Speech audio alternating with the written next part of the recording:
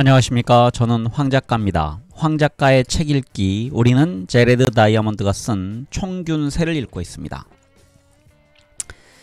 네, 지금 읽고 있는 15장의 후반부를 오늘 읽도록 하겠습니다. 15장에서는 대륙간 외 문명은 불균형, 불평등한가, 그리고 원주민들은 왜 낙후되는가에 대한 부분을 읽고 있습니다. 호주의 예가 앞에서 많이 나왔고요. 호주와 뉴기니의 낙후성에 대해서 봤었습니다. 네, 이어가겠습니다. 소제목은 오스트레일리아 원주민의 먹거리, 장만 방법과 도구의 발달부터입니다. 우리 책의 464쪽입니다. 우리는 흔히 오스트레일리아 원주민들을 사막에서 사는 사람들로 생각하지만 원래 대부분의 원주민들은 그렇지 않았다. 그들의 인구 밀도는 강우량에 따라 변화했고 바다, 강, 호수 등에서 나오는 수산물의 양에 따라도 변화했다. 여기서 이제 강우량이 왜 중요하냐면 육지의 야생 동식물의 생산량에 영향을 미치므로 라고 되어 있습니다. 원주민의 인구 밀도가 가장 높은 곳은 오스트레일리아에서 가장 다습하고 생산적인 지역들이었다. 바로 동남부의 머리 달린 강 유역, 동부 및 북부 해안, 서남부 끝부분 등이다. 현대 오스트레일리아에서도 유럽인 정착민들은 이들 지역에 가장 밀집해 있다. 우리가 지금 원주민들을 사막에 사는 사람들로 생각하고 있는 이유는 유럽인들이 살기 가장 좋은 지역의 원주민들을 모조리 죽이거나 몰아내서 원주민들은 유럽인들이 탐내지 않던 지역에만 간신히 남았기 때문이다. 지난 5천여 년에 걸쳐 이렇게 생산성이 높은 일부 지역에서는 원주민들이 먹거리를 장만하는 방법도 점점 발달했고 원주민들의 인구 밀도도 높아졌다. 오스트레일리아 동부에서는 양도 풍부하고 전분도 많지만 독성이 매우 강한 소철류의 씨앗에서 독을 걸러내거나 발효시켜 먹을 수 있게 만드는 기술들이 개발되었다. 전에는 버려졌던 오스트레일리아 동남부의 고지대에도 여름철마다 원주민들이 찾아들기 시작했다. 그들은 소철류의 열매와 참맛뿐만 아니라 철 따라 이동하다가 막대한 숫자로 모여서 동면하는 보곡나방도 잡아먹었다. 이 나방을 물에 구우면 군밤 같은 맛이 난다. 더 많은 먹거리를 장만하기 위해 새로이 개발된 또 한 가지 방법은 머리 달린 강 유역의 민물장어 양식장이었다. 이 강의 늪지대에서는 우기에 따라 수심이 달라지는데 오스트레일리아 원주민들은 최장 2.4km에 달하는 정교한 수로를 건설하여 장어들이 이 늪에서 저 늪으로 옮겨 다닐 수 있게 했다. 장어를 잡는 방법도 어사를 치거나 막다른 수로에 통발을 놓는 방법, 수로를 돌담으로 막고 한 곳으로 터놓은 후 그 자리에 그물을 치는 방법 등으로 발전했다. 수심이 다른 여러 위치에 골고루 통발을 놓아두면 수심이 달라짐에 따라 번갈아 가면서 장어를 잡을 수 있었다. 이 같은 양어장을 처음 건설할 때는 많은 노력이 필요했겠지만 일단 만들기만 하면 수많은 사람들을 먹여 살릴 수 있었다. 19세기 유럽인들은 장어 양식장이 있는 곳에서 연암은 채의 집으로 이루어진 원주민 촌락을 발견할 수 있었다. 이들 촌락의 고고학적 유적지 중에는 돌로 지은 집이 146채나 있었던 곳도 남아있는 것으로 미루어 계절에 따라 일시적으로 남아 수백 명의 인구가 거주했음을 짐작할 수 있다. 오스트레일리아 동부 및 북부에서 이루어진 또 하나의 발전은 야생 기장의 씨앗을 수확하기 시작한 것이다. 이 기장은 중국의 초기 농업에서 주식의 하나였던 수수와 동일한 속으로 분류되는 식물이다. 원주민들은 돌칼로 기장을 베어 낫가리로 쌓았다가 탈곡하여 종자를 거두었고 이것을 가죽자루나 나무 그릇에 보관했다가 맷돌에 갈아 먹었다. 이 과정에서 사용했던 추수용 돌칼이나 맷돌 등의 도구는 비옥한 초승달 지대에서 야생 볕과 식물의 종자를 가공 처리하기 위해 독립적으로 발명했던 도구들과 비슷했다. 오스트레일리아 원주민들이 먹거리를 장만하던 여러 가지 방법 중에서도 특히 기장을 수확한 일은 농작물 생산으로 발전할 가능성이 가장 컸다고 말할 수 있을 것이다. 지난 5,000년 동안 이렇게 먹거리를 장만하는 방법들이 발전하면서 새로운 형태의 도구들도 함께 생겨났다. 돌칼이나 돌촉의 크기가 작아짐에 따라 종전에 사용하던 큰 석기에 비해 상대적으로 예리한 나래의 길이가 길어진 셈이다. 나를 갈아 만든 돌도끼도 처음에는 오스트레일리아 일부 지역에만 있었지만 이제는 널리 퍼졌다. 그리고 지난 1000년 사이에는 조가비로 만든 낚싯바늘도 등장했다. 네, 다음 소제목은 고립성과 인구 규모가 오스트레일리아의 기술 퇴보에 미친 영향입니다.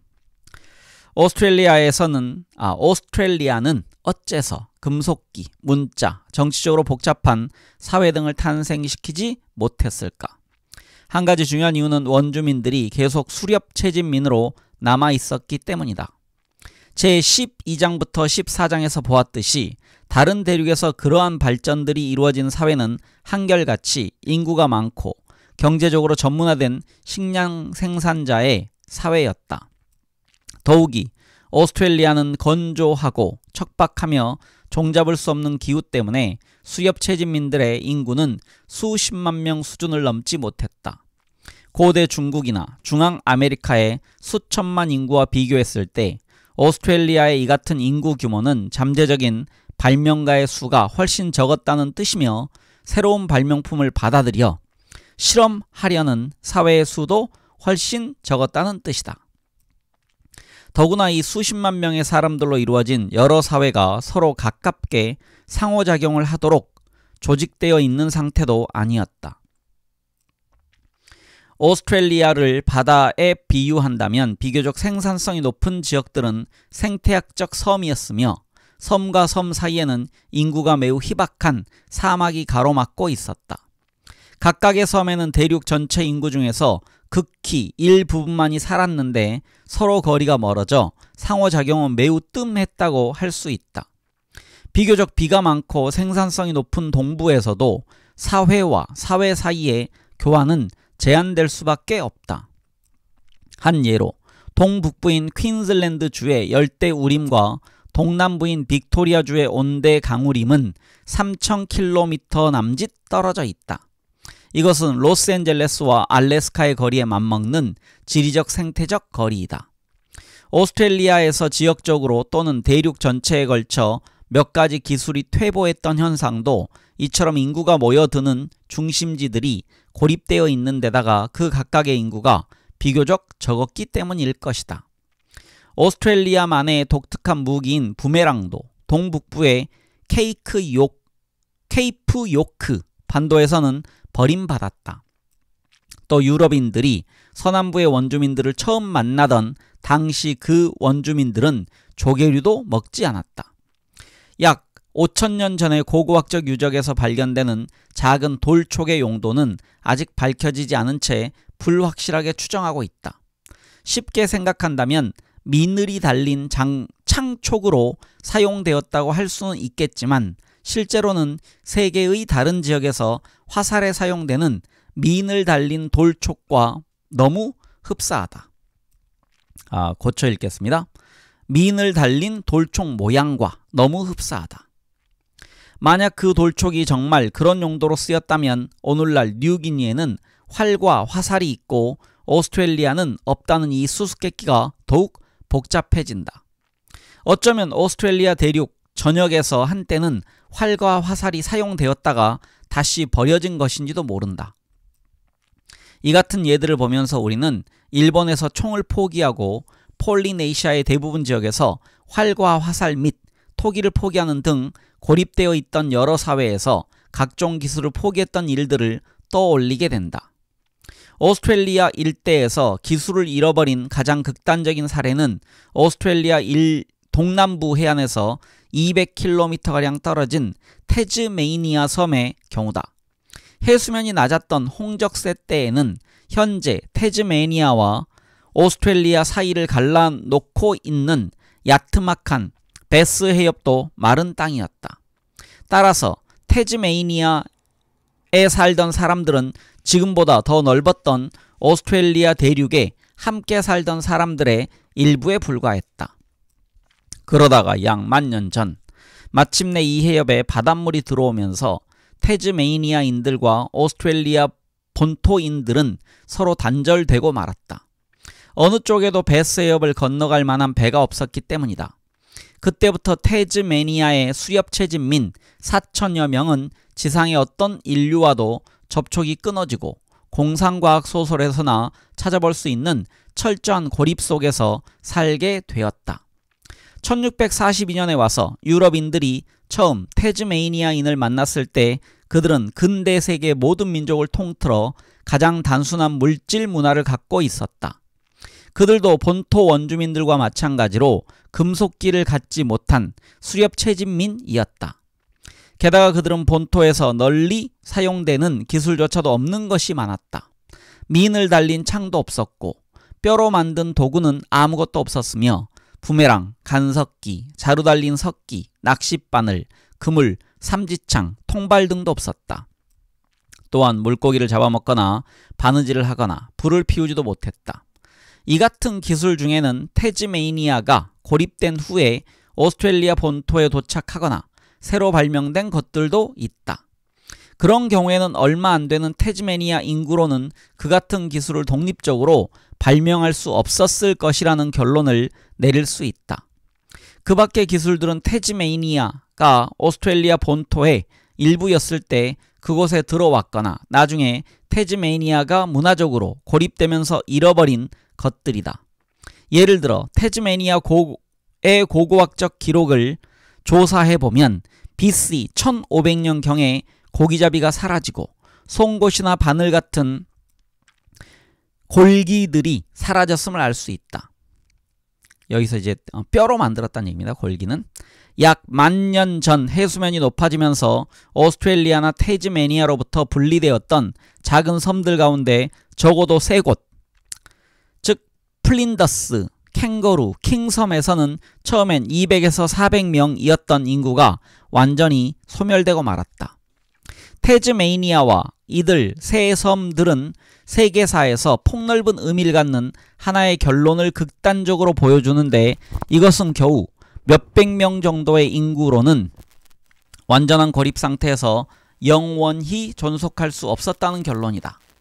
인구가 4,000명이라면 10,000년 정도는 생존할 수 있었지만 문화적 손실이 상당히 많았고 발명을 하지 못한다는 점에서도 피해가 상당히 컸기 때문에 결국 그들의 물질 문화는 극히 단순해질 수밖에 없었다. 오스트레일리아 본토의 수렵채집민 30만 명은 태즈메이니아인에 비하면 많은 인구였고 덜 고립되어 있는 상태였지만 그래도 모든 대륙 중에서 가장 적은 인구였고 가장 고립된 사람들이었다는 사실만은 틀림없었다. 오스트레일리아 본토에서 확인된 여러가지 기술의 퇴행 현상이나 태즈메니아의 사례를 볼 때 오스트레일리아 원주민들의 기술이 다른 대륙보다 적었던 까닭은 고립성과 인구 규모가 기술의 발전 및 유지에 미친 영향 때문이기도 했음을 알 수 있다. 그리고 이것으로 미루어 본다면 세계에서 가장 큰 대륙 유라시아와 그보다 작은 아프리카, 북아메리카, 남아메리카 같은 대륙들 사이에 기술적 차이가 생긴 점도 똑같은 영향이 작용했기 때문일 것이다. 네, 다음 소제목은 유랑형 수렵채집민인 오스트레일리아인의 선별적 문화 수용입니다. 어려운 단어들이 있습니다. 이웃에 위치한 인도네시아와 뉴기니의 발전된 기술이 오스트레일리아에 전해지지 않은 이유는 무엇일까? 인도네시아의 경우는 바다 때문에 오스트레일리아 서북부로부터 분리되어 있었으며 생태학적으로도 매우 달랐다. 그리고 인도네시아 자체도 몇천 년 전까지는 문화적으로도 기술적으로도 벽지였다. 약 4만 년 전 오스트레일리아에 처음 인류가 이주한 뒤부터 BC 1500년경 딩고가 나타나기까지는 인도네시아에서 오스트레일리아로 새로운 기술이 도입되었다는 증거가 전혀 발견되지 않는다. 딩고는 야생개의 일종입니다. 딩고는 오스트로네이시아인의 팽창이 절정에 달했을 때 남중국으로부터 인도네시아를 거쳐 오스트레일리아로 들어왔다. 오스트로네이시아인들은 인도네시아의 모든 섬에 정착했다. 그 중에는 오스트레일리아에서 가장 가까운 두 섬인 티모르 섬과 타닌바르 제도, 즉 오늘날의 오스트레일리아로부터 각각 400km, 330km 떨어진 거리에 있는 두 섬들도 포함되어 있었다. 오스트로네이시아인은 태평양을 가로질러 팽창하는 과정에서 그보다 훨씬 먼 거리도 얼마든지 항해했으므로 설령 딩고라는 뚜렷한 증거물이 없었더라도 우리는 그들이 오스트레일리아에 여러 번 도착했을 것이라고 생각할 수밖에 없다. 역사시대에 오스트레일리아 서북부에는 해마다 인도네시아 슬라웨시 가로열고 셀레베스 섬의 마카사르 지방으로부터 도출당 카누들이 찾아왔는데 그것은 1907년 오스트레일리아 정부가 중단시킬 때까지 계속되었다. 고고학적 증거에 의하면 이 같은 방문은 천년경까지 거슬러 올라가지만 사실은 그보다 더 일찍 시작되었을지도 모른다. 이런 방문의 주된 목적은 해삼을 얻기 위해서였다. 불가사리의 친척인 이 생물은 마카사르에서 중국으로 수출되어 정력제로 잘 알려져 있으며 국을 끓일 때 귀중한 재료로 사용되기도 했다. 매년 마카사르인들이 찾아올 때마다 이루어진 교역은 자연히 오스트레일리아 서북부에도 많은 흔적을 남겼다. 마카사르인들은 해안의 야영지에 타마린드, 즉 열대상 콩과 상록수로 제가 자연스럽게 읽으려다가 실패했습니다. 먼저 타마린드에 대한 설명을 먼저 하겠습니다. 열대상 콩과 상록수로 그 열매는 식용이나 약용으로 쓰임이라고 되어 있습니다. 네, 그래서 다시 읽겠습니다. 마카사르인들은 해안의 야영지에 타마린드를 심었고 원주민 여자들과의 사이에서 많은 아이들이 낳았다 그러면 이상하니까 아이들을 낳았다. 책은 아이들이 낳았다로 되어 있는데요. 아이들을 낳았다. 그들은 천, 금속기, 토기, 유리 등을 교육품으로 가져왔지만 원주민들이 그런 물건을 손수 만드는 방법을 배우지는 못했다. 다만 원주민들은 그들로부터 몇몇 단어와 재래의식, 그 밖에 돛을 단, 마상이, 카누 이용하는 방법, 담뱃대를 이용해 담배 피우는 법 등을 배웠다. 여기서 마상이는요, 통나무를 파서 만든 작은 배라고 합니다. 네, 제가 이렇게 중간에 조금 머뭇거리는 것은 중간 설명이 있는데 그걸 어떻게 매끄럽게 읽어야 될지 잘 몰라서 그런 경우가 가끔 있습니다. 이어갑니다. 그러나 이 같은 영향을 받았다고 해서 오스트레일리아 사회의 본질이 달라지지는 않았다. 마카사르인들이 찾아와서 일어났던 일보다는 일어나지 않았던 일들이 더 중요하다. 마카사르인들은 오스트레일리아에 정착하지 않았다. 그 이유는 인도네시아와 마주보고 있는 오스트레일리아 서북부 일대가 너무 건조해서 마카사르인들의 농업 환경에는 적합하지 않았기 때문일 것이다. 만약 인도네시아에서 마주 보이는 지역이 오스트레일리아 동북부의 열대 우림이나 사바나 지역이었다면 마카사르인들이 그곳에 정착할 수 있었겠지만 그들이 그렇게 멀리까지 여행했다는 증거는 없다. 이처럼 마카사르인들은 소수가 찾아온 일시적인 방문에 그쳤을 뿐 내륙 쪽으로 깊이 들어가지는 않았으므로 오스트레일리아에서도 얼마 안 되는 범위의 해안에 살던 몇몇 집단만이 마카사르인과 접촉했을 뿐이다. 이들 소수의 오스트레일리아인조차도 마카사르의 문화와 기술에서 극히 일부분을 맛보았을 뿐으로 벼를 심은 밭과 돼지, 촌락, 작업장 등 마카사르 사회의 모든 것을 접하지는 못했다. 오스트레일리아인들은 항상 유랑형 수렵체진민이었으므로 마카사르인의 산물이나 관례 중에서도 자기들의 생활 방식에 맞는 것만을 받아들였다. 돛을 단 카누도 좋고 담뱃대도 좋지만 용광로나 돼지는 사양했던 것이다. 네, 다음 소제목은 인류의 문화와 기술 전달에 지대한 영향을 미친 지리적 환경입니다. 오스트레리아인들이 인도네시아의 영향에 저항한 것보다 훨씬 더 놀라운 것은 뉴기니에서 온 기술과 문화에도 저항했다는 사실이다. 토러스 해협이라는 가느다란 띠 모양의 바다를 사이에 두고 뉴기니의 농경민들은 뉴기니 언어를 사용했고 돼지, 토기, 활, 화살 등을 갖고 있었지만 오스트레리아의 수렵 채집민들은 오스트레리아 언어를 사용했고 돼지, 토기, 활과 화살을 갖지 못했다. 더구나 이 해협은 비록 광활한 바다로 이루어진 장애물이긴 했지만 그 사이에는 많은 섬들이 흩어져 있었다. 그 중에서 가장 큰 섬인 무랄루구 섬은 오스트레리아 해안으로부터 16km밖에 떨어져 있지 않다. 오스트레리아와 이들 섬 사이에는 교육을 목적으로 한 정기적인 방문이 이루어졌으며 이들 섬과 뉴기니 사이에도 마찬가지였다. 수많은 원주민 여자들이 무랄루구 섬 남자들의 아내가 되었고 그들은 거기서 채소밭과 활과 화살을 볼 수 있었다. 그런데도 어째서 뉴기니의 문물들은 오스트레리아에 전해지지 않았을까? 토러스 해협에 존재했던 이 같은 문화적 장애물이 놀라운 일로 비춰지는 까닭은 오스트레리아 해안으로부터 16km 거리에 집약적 농업과 대지가 있는 제대로 된 뉴기니 사회가 상상되기 때문이다. 그러나 사실 케이프 요크의 원주민들은 뉴기니 본토인들을 본 적도 없었다. 교육은 먼저 뉴기니와 뉴기니에서 가장 가까운 섬들 사이에서 이루어졌고 그 다음에는 이들 섬과 해협 중간쯤에 있는 마부이아그 섬 사이에서, 그 다음은 마부이아그 섬과 더 멀리에 있는 바두섬 사이에서, 또 그 다음은 바두섬과 무랄루구 섬 사이에서, 그리고 그제야 비로소 무랄루구 섬과 케이프 요크 사이에 교육이 이루어졌던 것이다.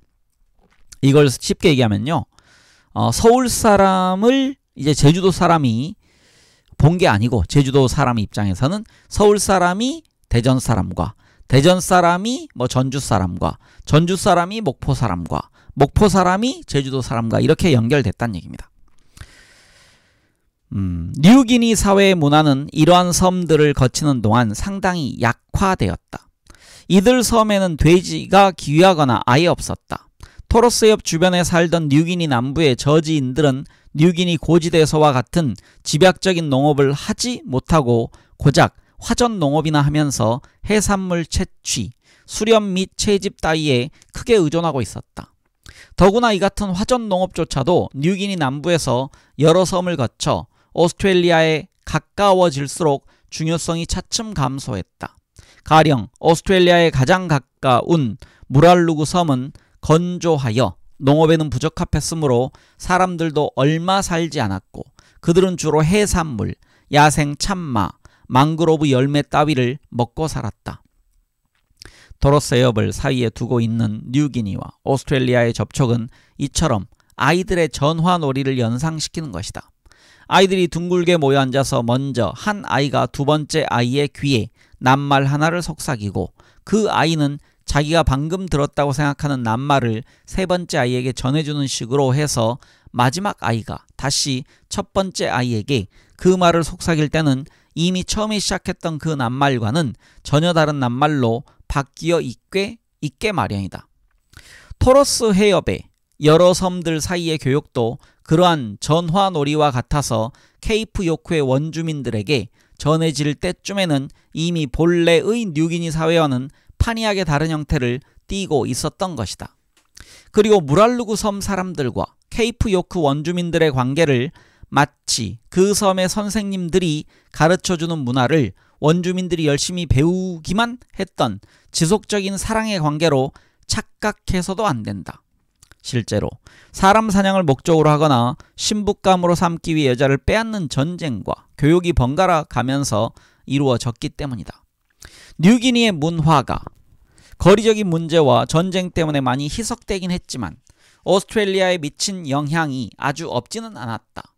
뉴기니인과의 결혼을 통해 돌돌 말린 머리카락 등 뉴기니인의 신체적 특징들이 케이프 요크 반도에도 전해졌다.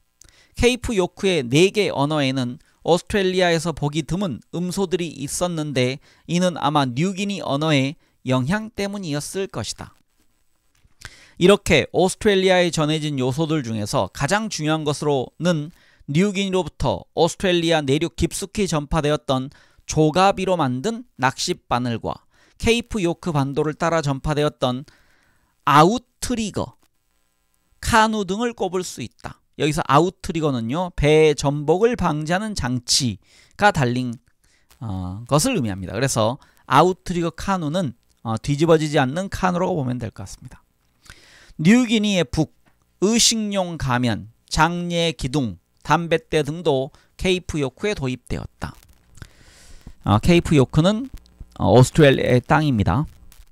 서북부에 있는. 그러나 케이프 요크 원주민들은 농업을 도입하지 않았는데 무랄루구 섬에서 목격한 농업이 너무 빈약했던 것이 한 이유였다. 그들은 돼지도 도입하지 않았다. 섬에는 돼지가 간혹 있거나 아예 없었지만 어차피 농업이 아니면 돼지를 먹여 살리기는 힘든 일이었다. 그들은 활과 화살도 도입하지 않고 전처럼 창이나 투창기만 사용했다.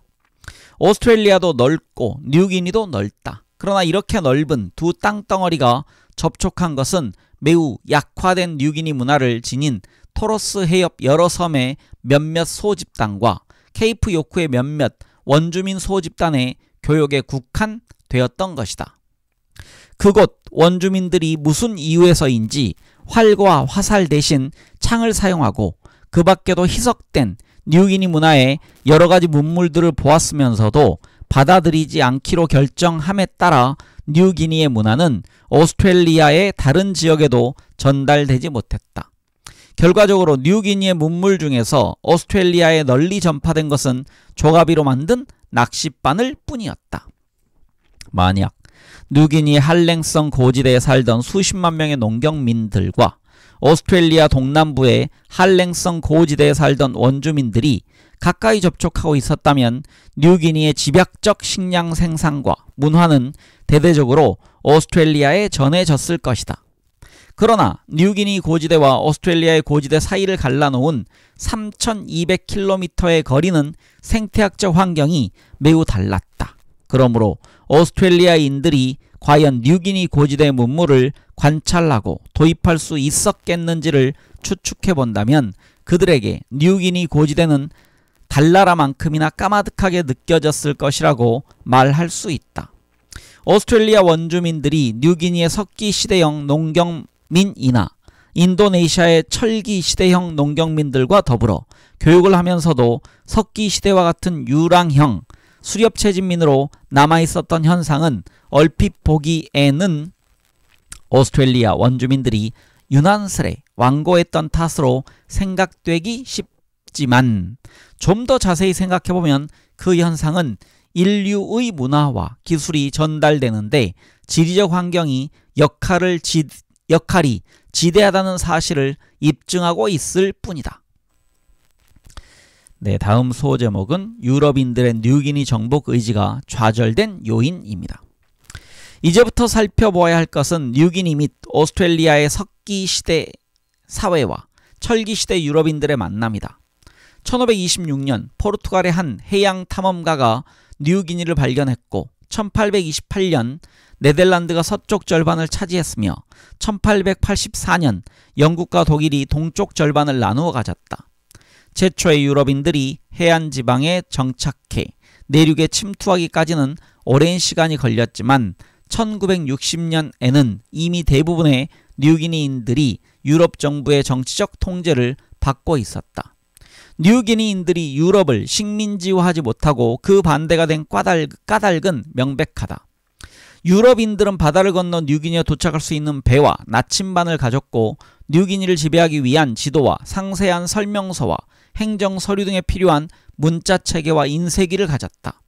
그뿐 아니라 배와 군대와 관리자를 조직하여 파견할 수 있는 정치 제도를 가졌고 활과 화살과 곤봉으로 저항하는 뉴기니인들을 사살할 수 있는 총을 가졌던 것이다.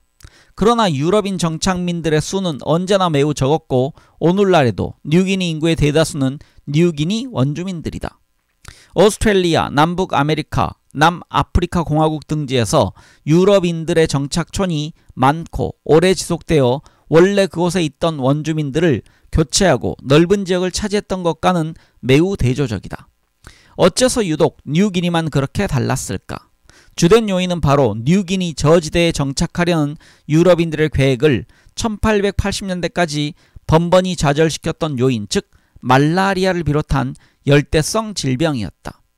제11장에서 논의한 것과 같은 급성, 대중성 유행병은 하나도 없었다.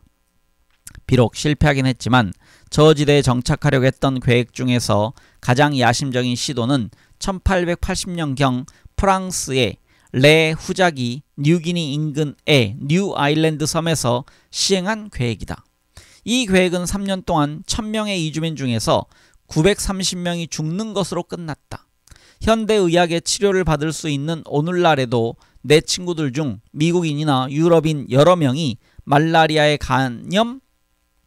말라리아나 간염에 걸려 뉴기니를 떠나야 했고 나 자신도 뉴기니에 머물다가 어느 해에는 말라리아에 걸렸고 어느 해에는 이질에 걸려 고생하기도 했다. 유럽인들은 어떻게 뉴기니 저지대의 병원균 때문에 다시 읽겠습니다. 어떻게가 아니고요. 잘못 읽었네요. 유럽인들은 이렇게 뉴기니 저지대의 병원균 때문에 속속 쓰러졌다. 어째서 뉴기니인들은 유라시아의 병원균 때문에 쓰러지지 않았을까? 물론 뉴기니인들도 덜어 감염되긴 했지만 오스트레일리아와 남북 아메리카 원주민의 대부분이 죽었던 것처럼 대규모는 아니었다.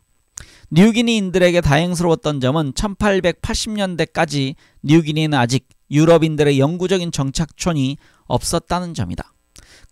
그 무렵에는 이미 공중위생학에 많은 발전이 이루어져 천연두를 비롯한 유럽 전염병들을 억제할 수 있었던 것이다. 그리고 오스트로네이시아인의 팽창과 함께 뉴기니에는 벌써 3500년 동안이나 인도네시아로부터 정착민이나 상인들이 들어오고 있었다. 그러므로 뉴기니인들은 유라시아의 병원균에도 오랫동안 노출되어 있었으므로 오스트레일리아 원주민들에 비해 저항력을 훨씬 더 많이 축적하고 있었던 것이다. 뉴기니에서 유럽인들이 심각한 건강 문제를 겪지 않아도 되는 지역은 말라리아의 고도 한계선보다 높은 고지대였다. 그러나 고지대에는 이미 뉴기니인들이 조밀한 인구를 구성하며 살고 있었고 그곳에 유럽인들이 진출하기 시작한 것은 1930년대의 일이었다. 그때까지 몇 세기 동안 유럽의 식민지 정책은 원주민들을 대량 학살하거나 내쫓음으로써 백인들이 정착할 땅을 확보하는 것이었지만 이 무렵 오스트레일리아나 네덜란드의 식민 정부는 이미 그 같은 만행까지 저지를 생각은 없었다. 유럽인 정착민들에게 또 한 가지 장애가 되었던 것은 뉴기니에는 유럽의 농작물과 가축, 식생활 등에 적합한 환경이나 기후를 가진 지역이 없다는 점이다. 오늘날에는 호박, 옥수수, 토마토 등의 열대 아메리카산 농작물이 도입되어 소량 재배되고 있으며 파푸아 뉴기니의 고지대에는 차와 커피를 재배하는 농장도 있지만 밀, 보리, 완두콩 등 유럽의 주요 작물은 끝내 성공하지 못했다. 그리고 뉴기니에 도입되어 소량으로 사육되고 있는 소와 염소는 유럽인들과 마찬가지로 열대성 질병으로 고생하고 있다. 따라서 뉴기니의 식량 생산에서는 뉴기니인들이 수천 년에 걸쳐 완성시킨 농작물 및 농업 방식이 아직도 지배적이다. 질병, 험준한 지형, 식생활 따위의 모든 문제점 때문에 결국 유럽인들은 뉴기니 동남부, 즉 현재 독립국인 파푸아 뉴기니를 포기할 수밖에 없었고 그 지역은 뉴기니인들이 차지하고 다스리게 되었다. 그러나 이들은 영어를 공용어로 사용하고 영어 알파벳으로 글을 쓰며 영국의 제도를 모방한 민주주의적 정치 체제 속에서 살고 해외에서 제조한 총을 사용한다. 하지만 뉴기니 서남부는 또 달랐다. 이 지역은 1963년 인도네시아가 네덜란드로부터 넘겨받아 이리안자야 주로 계층했으며 오늘날 인도네시아인들이 인도네시아인 위주로 다스리고 있는 땅이다. 지금도 지방 인구는 뉴기니인들이 압도적으로 많지만 도시 인구는 주로 인도네시아인들이 차지하고 있다. 인도네시아인의 이주를 장려하는 정부 시책의 결과다. 인도네시아인들은 뉴기니인들과 마찬가지로 오래전부터 말라리아를 비롯한 열대성 질병을 경험했으므로 유럽인들처럼 심각한 어려움을 겪지는 않았다. 그리고 식생활 면에서도 유럽인들에 비하면 잘 적응할 수 있었다. 인도네시아의 농업에는 이미 바나나와 고구마를 비롯하여 뉴기니 농업의 몇 가지 주요 작물도 포함되어 있었기 때문이다. 오늘날 중앙집권적인 인도네시아 정부가 이리안자야에서 총력을 기울여 일으키고 있는 변화들은 곧 3500년 전부터 뉴기니에 도착하기 시작했던 오스트로네이시아인이 연속적으로 팽창한 것이라고 할 수 있다. 인도네시아인들이야말로 현대의 오스트로네이시아인들이기 때문이다. 네, 다음 소제목은 유럽의 총기, 병원균, 쇠가 원주민들을 제거했다입니다. 오스트레일리아 원주민들이 유럽을 식민지하지 못하고 식민지화하지 못하고 유럽인들이 오스트레일리아를 식민지화하게 된 까닭도 뉴기니의 경우와 마찬가지였다. 그러나 뉴기니인들의 운명과 오스트레일리아 원주민의 운명은 사뭇 달랐다. 오늘날 오스트레일리아 인구의 대부분을 차지하며 오스트레일리아를 지배하고 있는 사람들은 2천만 명의 비원주민들이다. 그 대부분은 유럽계 민족이지만 오스트레일리아가 1973년에 백호주의 이민 정책을 포기한 이후로 아시아인들도 차츰 증가하고 있다. 원주민의 인구는 80%나 감소하여 유럽인들이 정착하기 시작하던 무렵에 약 30만 명에서 1921년에는 최저 6만 명으로 줄어들었다. 오늘날 원주민들은 오스트레일리아의 하류층을 형성하고 있으며 많은 원주민들이 선교회나 정부 보조금에 의존하여 살거나 백인들의 목장에서 일꾼 노릇을 한다. 오스트레일리아 원주민들은 어째서 이처럼 뉴기니인들에 비해 훨씬 운이 나빴을까? 근본적인 이유는 우선 유럽의 총기, 병원균, 쇠가 원주민들을 제거하는 데 큰 몫을 담당했다는 사실, 그리고 오스트레일리아가 적어도 일부 지역은 유럽인들의 식량 생산 및 정착에 적합했다는 사실이다. 오스트레일리아의 기후와 토양으로 인한 어려움에 대해서는 앞서도 강조했지만 그 중에서 가장 생산성이 높거나 비옥한 지역에서는 유럽식 농경이 가능했다. 현재 오스트레일리아 온대지방의 농업 형태는 유라시아의 온대성 주요 작물인 밀, 보리, 귀리, 사과, 포도 등과 더불어 아프리카 사헬 지대 원산인 수수 및 목화, 그리고 안데스 원산의 감자가 주를 이루고 있다. 비옥한 초승달지대 농작물의 최적 한계선 너머에 있는 오스트레일리아의 동북부의 열대지방, 즉 퀸즐랜드 주에서는 유럽계 농경민들이 도입한 뉴기니 원산의 사탕수수, 열대 동남아시아 원산의 바나나와 감귤류, 열대 남아메리카 원산의 땅콩 등이 재배된다. 가축 면에서는 유라시아의 양이 도입되면서 농업에 부적합한 오스트레일리아의 건조 지역에서도 식량 생산이 가능해졌고, 그보다 강우량이 많은 지역에서는 농작물과 함께 유라시아의 소를 기르고 있다. 오스트레일리아에서 식량 생산이 발전하기 위해서는 이처럼 토종이 아닌 농작물과 동물들이 들어와야 했다. 그러나 이들 동식물은 오스트레일리아와 기후가 비슷한 세계 여러 지역에서 가축화, 작물화되었지만 거리가 너무 멀어서 배를 타고 바다를 건너오기 전에는 오스트레일리아에 도착하지 못했다. 뉴기니와 달리 오스트레일리아의 대부분 지역에는 유럽인들을 물리칠 만큼 심각한 질병이 없었다. 다만 오스트레일리아 북부의 열대지방에는 말라리아를 비롯한 열대성 질병들이 있었으므로 19세기까지도 유럽인들은 이 지역에 정착하려고 했던 계획을 번번이 포기할 수밖에 없었다. 그러한 시도는 20세기 의학의 발달과 함께 비로소 성공을 거둘 수 있었다. 물론 오스트레일리아 원주민도 유럽식 식량 생산을 가로막는 한 요인이었다. 특히 중요한 것은 가장 생산성 높은 농경지나 목장지가 될 만한 곳마다 오스트레일리아에서 인구가 가장 조밀한 원주민, 수렵채집민들이 차지하고 있었다는 사실이다. 유럽인들이 정착하기 시작하면서 원주민의 수는 두 가지 원인 때문에 크게 감소했다. 첫 번째, 원주민들을 사살한 일이다. 유럽인들이 뉴기니 고지대로 진출하던 1930년대와는 달리 18세기 말이나 19세기까지만 하더라도 유럽인들은 그 같은 만행을 크게 꺼리지 않았다. 최후의 대규모 학살은 1928년 앨리스 스프링스에서 원주민 31명을 죽인 일이었다. 두 번째 원인은 유럽인들이 들여온 병원균에 있었다. 원주민들은 이 같은 병원균에 대해 면역성을 얻거나 유전적 저항력을 진화시킬 기회가 없었기 때문이다. 1788년 유럽인 정착민들이 시드니에 도착한 후 채 1년도 지나기 전에 유행병으로 죽은 원주민의 시체를 흔히 볼 수 있었다. 가장 많은 원주민들을 죽인 질병은 천연두, 인플루엔자, 홍역, 장티푸스, 발진티푸스, 수두, 백일해, 결핵, 매독 등이었다. 이 같은 두 가지 원인 때문에 자율적인 원주민 사회는 유럽식 식량 생산에 적합한 모든 지역에서 제거되고 말았다. 다소나마 무사히 살아남은 사회는 유럽인들에게 쓸모가 없는 오스트레일리아 북부 및 서부 지역에 있던 사회들 뿐이었다. 그리하여 4만 년 동안 이어져 내려온 원주민들의 전통은 유럽인들의 이주가 시작되고부터 1세기 이내에 거의 사라졌던 것이다. 네, 다음 소제목은 오스트레일리아에서 사회를 창조한 사람들은 원주민들이었다 입니다.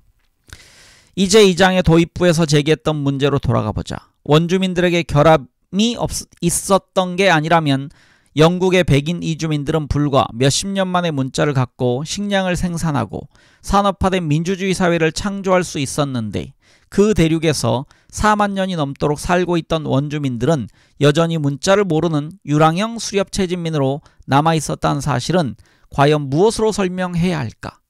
이것은 인간사회의 진화에 대한 완벽하게 제어된 하나의 실험이라고 한다면 우리는 그저 간단하게 인종차별적 결론을 내릴 수밖에 없지 않을까? 이 문제에 대한 해답은 단순하다. 영국의 백인 이주민들은 오스트레일리아에서 문자를 쓰고 식량을 생산하고 산업화된 민주주의 사회를 창조한 것이 아니었다. 그들은 그 사회의 모든 요소들을 오스트레일리아의 외부에서 가지고 들어왔다. 가축, 마카다미아 너트를 제외한 모든 농작물, 야금술 지식, 증기기관, 총, 알파벳, 정치제도, 심지어는 병원균도 마찬가지였다. 이 모든 것은 유라시아에서 만년에 걸쳐 이루어진 발전의 최종 산물이었다. 1788년 시드니에 상륙한 이주민들은 지리적 환경이라는 행운을 타고난 덕분에 그 모든 요소들을 상속한 사람들이었다. 그러나 그들은 물려받은 기술 없이 오스트레일리아 또는 뉴기니에서 생존하는 법을 배우지 못했다.